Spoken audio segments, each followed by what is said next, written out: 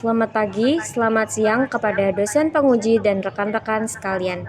Perkenalkan, nama saya Tiara Widatil Karomah dengan NIM 3080240003 dari Program Studi Sastra Inggris Unisula Fakultas Bahasa, Sastra, dan Budaya. Pada kesempatan kali ini saya akan merepresentasikan mengenai penelitian tentang representation of the creature in Mary Shelley Frankenstein yang membahas tentang cultural study analysis using Stuart Hall's theory of representation. Selanjutnya yaitu gambaran umum novel dan frame naratif. Rekan-rekan sekalian, mari kita mulai dari latar belakang novel itu sendiri. Karya klasik Mary Shelley yang terbit pada tahun 1818 ini menceritakan sosok ilmuwan muda bernama Victor Frankenstein yang terobsesi menciptakan kehidupan dari kumpulan bagian tubuh manusia. Uniknya, novel ini menggunakan struktur frame naratif atau cerita dalam cerita. Kisah dibuka melalui surat-surat seorang penjelajah bernama Robert Walton kepada saudarinya. Walton menyelamatkan Victor yang nyaris tewas di padang es Arktik. Setelah pulih, Victor menceritakan ambisinya dan dampak mengerikan dari makhluk ciptaannya. Satu hal penting yang perlu kita catat sejak awal, makhluk ciptaan ini tidak pernah diberi nama, baik oleh Victor maupun oleh masyarakat. Ia hanya dijuluki the creature, the monster, demon, atau field. Hal ini menjadi titik awal penting dalam analisis representasi kita. Selanjutnya yaitu hubungan tokoh utama dan konteks sosial, yaitu mengenai tokoh-tokoh yang mendukung atau mempengaruhi sudut pandang cerita. Di antaranya Elizabeth Lavenza, saudara angkat sekaligus tunangan Victor yang mewakili kehangatan domestik dan nilai kecantikan ideal dalam pandangan Victor. Yang kedua ada Henry Clerval, sahabat karib Victor yang mewakili nilai-nilai kemanusiaan dan empati menjadi pembanding dari isolasi ilmiah Victor. Yang ketiga yaitu keluarga de Lacy, sebuah keluarga terbuang yang hidup di pondok desa. Kakek tua de Lacy yang buta dan keluarganya menjadi satu-satunya pihak yang secara tidak sengaja memberikan pengalaman kebaikan manusia kepada sang makhluk. Tokoh-tokoh ini membentuk lingkungan sosial di mana makna tentang manusia dan monster terus diuji. Selanjutnya yaitu kerangka teori cultural study, yaitu metodologi utama yang digunakan dalam artikel ini melalui pendekatan cultural studies atau studi budaya. Dalam kajian budaya, karya sastra tidak hanya dipandang sebagai cerita fiksi hiburan belaka. Sastra dianggap sebagai ruang budaya di mana gagasan masyarakat tentang siapa yang dianggap normal, siapa yang diterima atau siapa yang dianggap berbahaya, dikonstruksi, diuji, dan disebarkan. Pendekatan ini menganalisis bagaimana sebuah teks memproduksi makna tentang kelompok atau individu tertentu, serta kepentingan kekuasaan siapa yang dilayani oleh makna tersebut. Selanjutnya yaitu teori representasi Stuart Hall. Untuk membedah hal tersebut secara spesifik, saya menggunakan teori representasi dari Stuart Hall melalui bukunya Representation, Cultural Representation and Signifying Practices tahun 1977. Ada 3 konsep kunci Stuart Hall yang digunakan dalam paper ini. Pertama, constructed meaning atau makna yang dikonstruksi. Hall menegaskan bahwa makna tidak pernah secara alami melekat pada tubuh atau benda. Makna selalu dibentuk melalui bahasa, nada, dan praktik budaya. Yang kedua yaitu shared conceptual map, yaitu masyarakat memiliki peta konsep bersama tentang bagaimana membaca tanda-tanda visual di sekitarnya. Yang ketiga yaitu power and preferred meaning. Pihak yang memiliki otoritas sosial dapat memaksakan makna pilihan atau preferred meaning, seringkali melalui stereotip sehingga wacana sosial tersebut terasa alami, padahal sebenarnya merupakan konstruksi sosial yang belakangan. Selanjutnya yaitu sebelum hidupnya sang monster atau makna yang ditentukan di awal. Mari kita terapkan teori ini pada babak-babak kehidupan sang makhluk di novel. Tahap pertama sebelum makhluk tersebut bernapas, bergerak, atau berbicara, Victor sudah memilih anggota tubuh yang ia anggap indah. Victor membayangkan bahwa spesies baru ini kelak akan memberkatinya sebagai pencipta yang mulia. Dalam konteks Stuart ini, dinamakan intentional aspect of representation, di mana makna diproyeksikan secara sepihak oleh penciptanya. Sebelum makhluk itu memiliki kesadaran sendiri, maknanya sudah dikunci sebagai karya yang indah dan patut disyukuri, murni berdasarkan ekspektasi Victor. Yang selanjutnya yaitu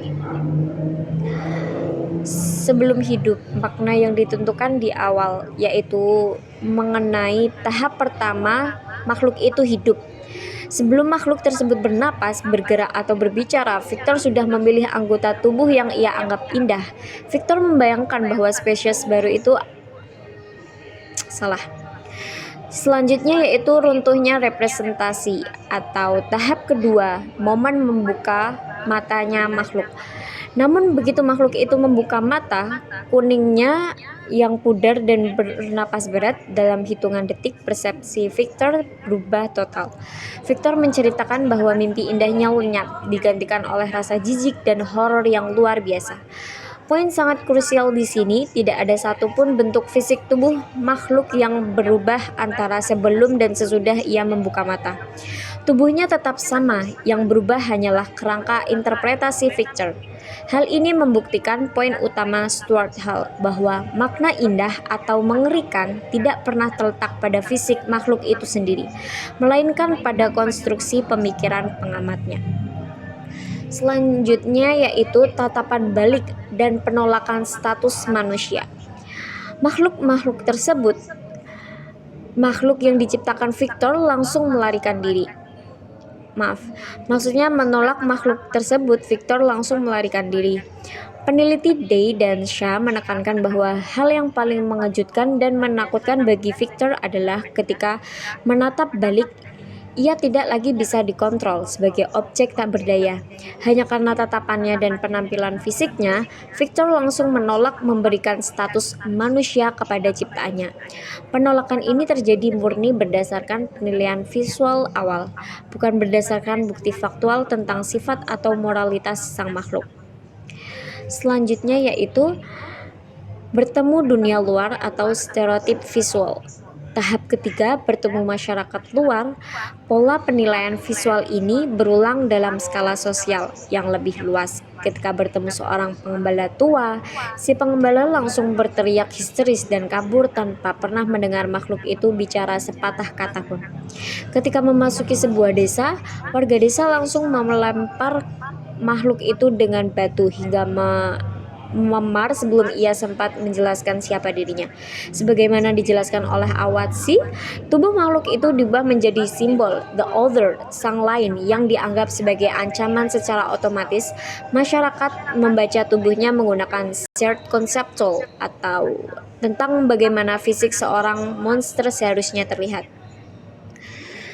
Selanjutnya yaitu pengecualian kakek Delacy yang tunanetra. Namun ada satu pengecualian luar biasa di dalam novel ini, yaitu ketika makhluk tersebut bertemu dengan kakek Delacy. Delacy adalah seorang tua yang tunanetra. Karena ia tidak bisa melihat, elemen prasangka visual terhapus sepenuhnya. Ketika mendengar kata-kata dan nada suara yang makhluk, Delacy berkata, "Ada sesuatu dalam kata-katamu yang meyakinkanku bahwa engkau tulus." Momen ini sangat membuktikan analisis Saulgain bahwa sebuah monster adalah hasil pembaca mata atau visual reading, bukan fakta bawaan lahir. Momen hangat ini sayangnya hancur seketika saat anggota keluarga Delacy yang bisa melihat kembali ke rumah dan mengusirnya secara brutal. Pada slide ke-11 terdapat identitas terstigmatisasi atau internalisasi diri. Pengalaman penderitaan ini membawa makhluk pada kondisi yang dipaparkan oleh Alvarez sebagai discredited identity atau identitas terstigmatisasi. Cacat atau keanehan fisik yang terlihat menjadi satu-satunya tolak ukur yang digunakan orang lain untuk menghakimi seluruh kepribadian seseorang. Dampaknya sangat tragis. Ketika makhluk itu melihat bayangan dirinya sendiri di air, ia mulai menyadari dampak mematikan dari bentuk tubuhnya yang cacat. Makhluk itu akhirnya menginternalisasi label monster yang ditempatkan masyarakat dan mulai menganggap label sosial tersebut sebagai kebenaran dirinya sendiri. Selanjutnya yaitu proses membuktikan gagasan Stuart Hall bahwa representasi tidak hanya sekedar mencatat realitas, tetapi aktif membentuk perilaku. Mari kita lihat buktinya. Makhluk itu sempat berbuat baik secara sembunyi-sembunyi, membantu keluarga de Lacy mengumpulkan kayu bakar dan menyelamatkan seorang anak perempuan yang tenggelam. Namun bukannya berterima kasih, ia malah ditembak. Semua kebaikannya diabaikan karena penampilannya. Sementara setiap tindakan marahnya dijadikan bukti bahwa ia memang monster.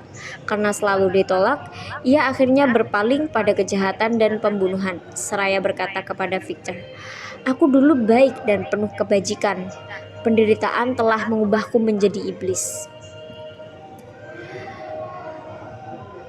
Presentasi akhir dari kematian sang pencipta. Di akhir novel, Victor meninggal di atas kapal Walton. Sang makhluk datang meratapi jenazah penciptanya. Selama ini, identitas sang makhluk selalu dibentuk melalui hubungan dengan orang lain, terutama melalui hubungannya dengan Victor. Dengan matinya Victor, tidak ada lagi orang yang bisa memosisikan atau memberikan makna pada dirinya. Makhluk itu memutuskan pergi ke padang es Arktik untuk membakar tubuhnya sendiri di atas tumpukan kayu funeral. Tindakan ini membakar tubuhnya dapat ditafsirkan sebagai akhir dari sistem representasi yang gagal.